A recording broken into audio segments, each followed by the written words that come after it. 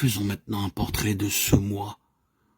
Nous serons alors obligés de le voir tel que Dieu le voit dans toute sa laideur. Sans doute alors serons-nous prêts à employer le moyen que Dieu indiquera pour nous en délivrer. Les assises de la vie de l'homme naturel sont la volonté propre, l'égoïsme, la confiance en soi et l'orgueil. Sur ces 4 pierres de base s'élève notre formidable moi. Et les pierres qui constituent l'édifice pourraient être appelées l'amour-propre, l'indulgence envers soi-même, la recherche de la satisfaction personnelle, la susceptibilité, la suffisance, l'affectation, l'ostentation, l'affirmation du moi et bien d'autres encore. Si nous examinons notre propre vie, ne sommes-nous pas obligés de confesser qu'à tel ou tel moment, nous avons laissé libre cours à ces manifestations du moi? Luther disait « J'ai plus peur de mon propre cœur que du pape et de tous ses cardinaux.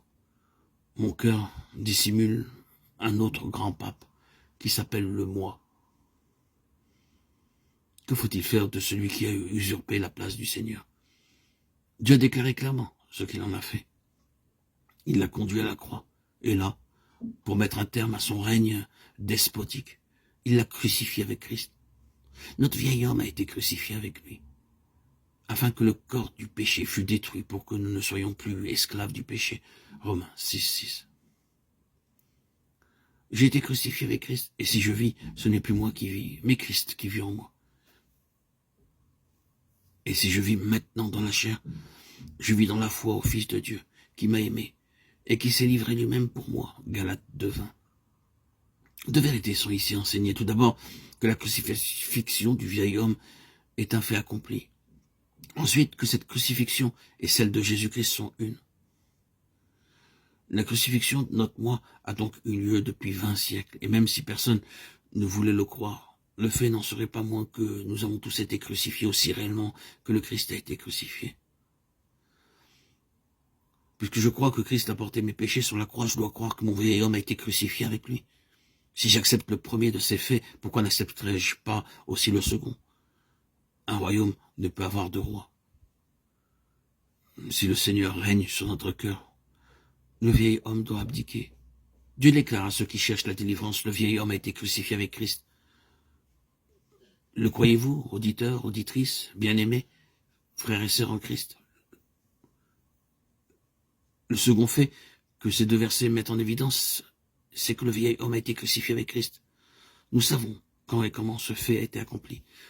Paul dit en effet, j'ai été crucifié avec Christ, il n'a jamais essayé de se crucifier lui-même. Ce ne fut pas par un acte de sa part que cette crucifixion eut lieu. Ce ne fut ni à Damas, ni en Arabie, ni même lorsqu'il fut ravi jusqu'au 3e ciel.